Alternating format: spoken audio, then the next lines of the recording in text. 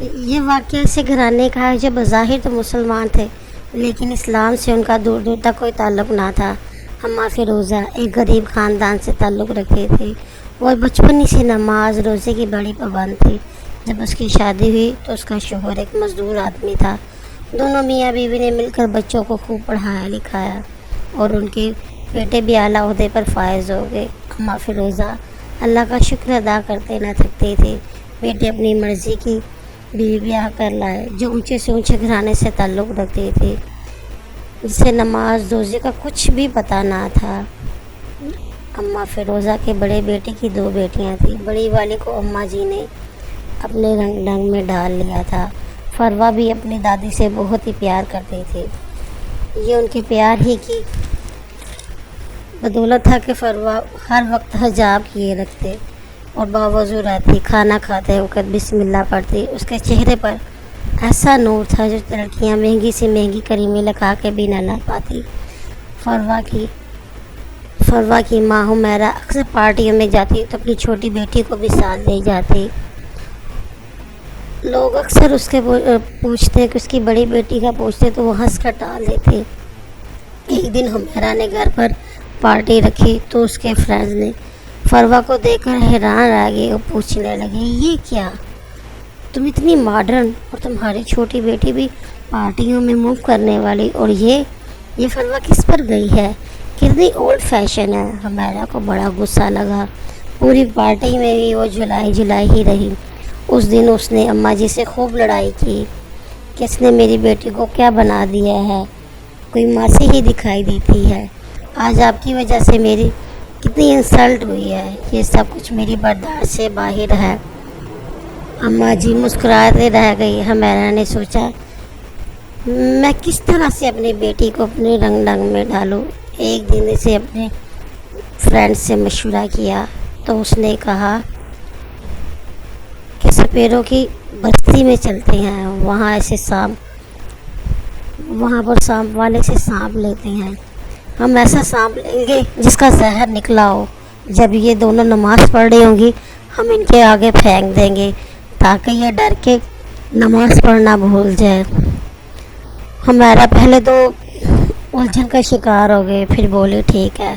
صبح ہوتے ہی وہ اٹھی اور جلدی سے اپنی فرینڈ کے پاس چلی گئی۔ وہ دونوں سپیروں کی بستی میں گئے اور وہاں سے سانپ خریدا۔ اس بات کی یقین دلانے کرے کہ اس کا زہر نکلا ہوا ہے۔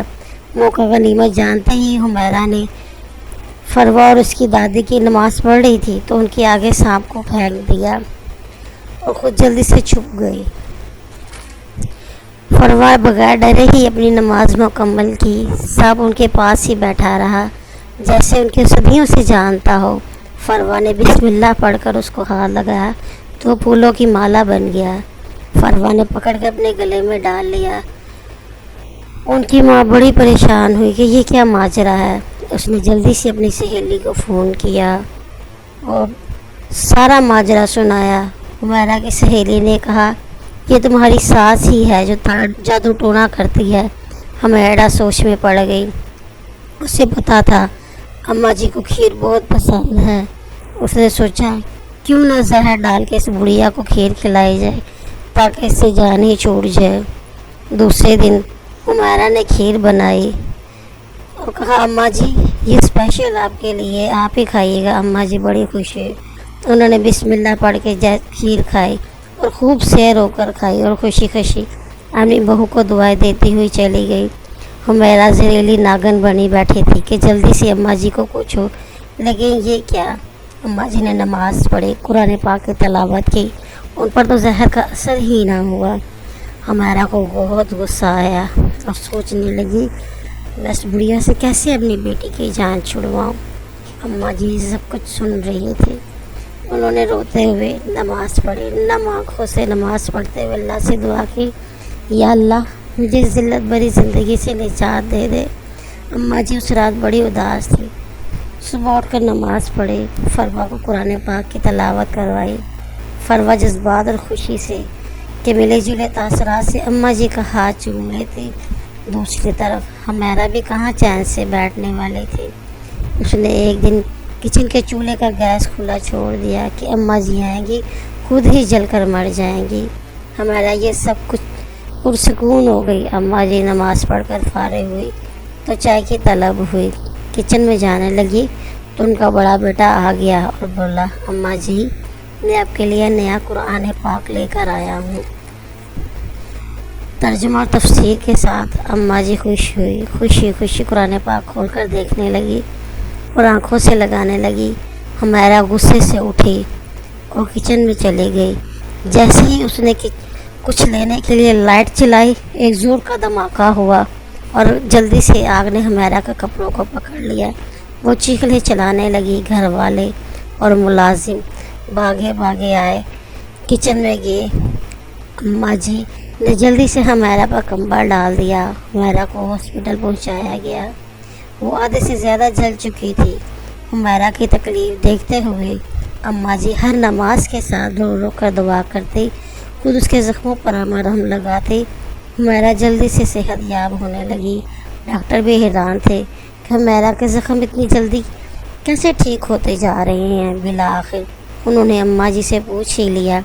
اماں جی بولی، کچھ نہیں بیٹا، یہ تو بس بسم اللہ کی برکت ہے، میں ہر زخم پر بسم اللہ پڑھ کر دعا لگاتی ہوں، یہ تو سب میرے رب کا کرم ہے۔ ڈاکٹر بہت خوش ہوا اور بولا، بے شک ماں جی، رب کے کلام میں بڑی طاقت ہے۔ ہمارا صحت یاب ہو کر گھر لوٹ آئی اور اماں جی کے پیروں کو پکڑ کر معافی مانگنے لگی اور بولی، اماں جی میں بہت گنہگار ہوں، کس طرح اپنے رب کے سامنے پیش ہوں گی؟ میری ساری عمر ہی نماز روزے کے بغیر گزری ہے۔ میری نظر میں ہر مرض کی دعا صرف پیسہ ہی تھا۔ اماں جی کیا آپ مجھے قرآن پاک پڑھنا سکھاؤ گی؟ اماں جی خوشی بولی، کیوں نہیں بیٹا، میں سکھاؤں گی۔ اسی طرح سے ہمارا نے نماز اور قرآن پاک کو پابندی سے پڑھنا شروع کر دیا۔ فلاح کی کامیابی نماز میں ہی ہے۔ بے شک اللہ تعالی ہم سب کو 5 وقت کا نمازی بنایا۔ آمین ثم آمین۔